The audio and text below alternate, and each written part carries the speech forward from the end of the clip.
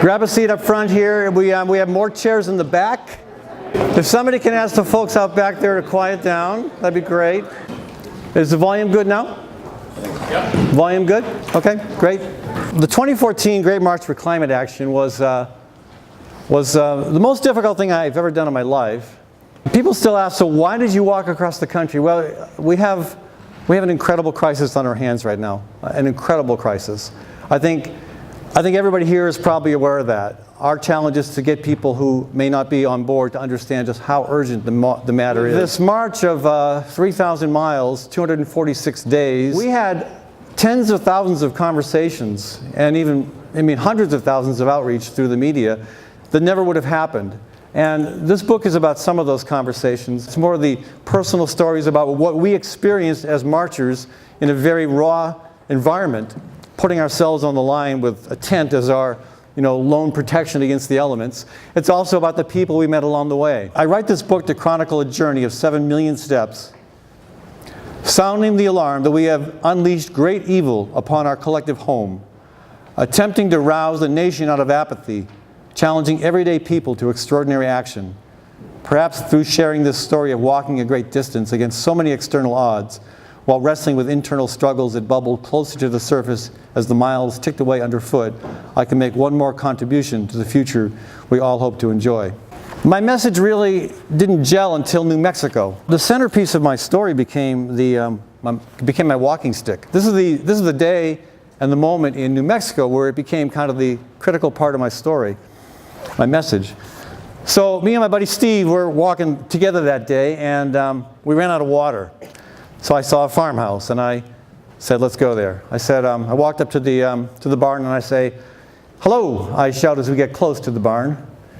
A wiry, weathered Latino man, a bit older than me, steps out. I say, we're walking across the country, and we run out of water. Would you happen to have a bit to spare? He says, sure. Walking across the country, what for? I say, we're trying to get people to understand that we have to do something about climate change. And the farmer nods his head and asks, so how far do you walk in a day?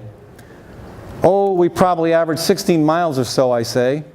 Today we've got 18 to tackle. The farmer looks at my walking stick and says, I'll bet that stick helps. I say, it sure does. And it reminds me of my dad, who died of cancer a few years back. His coffin was made from the same forest that grew the wood for this stick. My dad used to tell me what it was like growing up in the Bronx during World War II, the son of Irish immigrants. Military experts warned of the horrible things happening in Europe and the South Pacific. But our leaders just sat on their hands. Eventually, America woke up, and everybody did their part.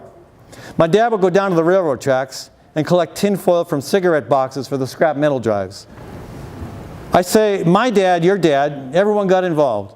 As a nation, we retooled an entire economy in just a matter of months.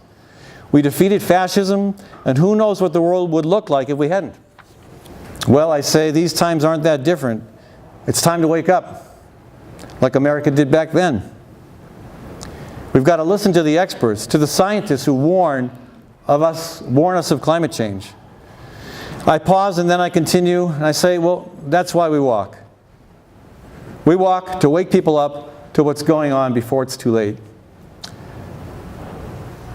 The farmer is thoughtful as he stares at the ground, and he glances up, looks at my stick, shakes his head slowly and says, that makes sense to me. We put ourselves in harm's way, and we also met people and visited places that are already in harm's way. What was the ripple effect of our march? You think of a ripple where you throw a rock in the stream and it spreads. I think this was like throwing fistfuls of gravel and lots of ripples and intersecting in places. It was surprisingly positive. There are elements of our society, in particular the political realm, that like to divide us. And we're really not that different. A lot of our needs are the same. We may have different experiences that color how we view the world. The climate denial universe is shrinking, and shrinking rapidly. The challenge now is to take the awareness that's developing, and how do we channel that into really, really quick action. And thank you so much for coming. And yeah, keep fighting.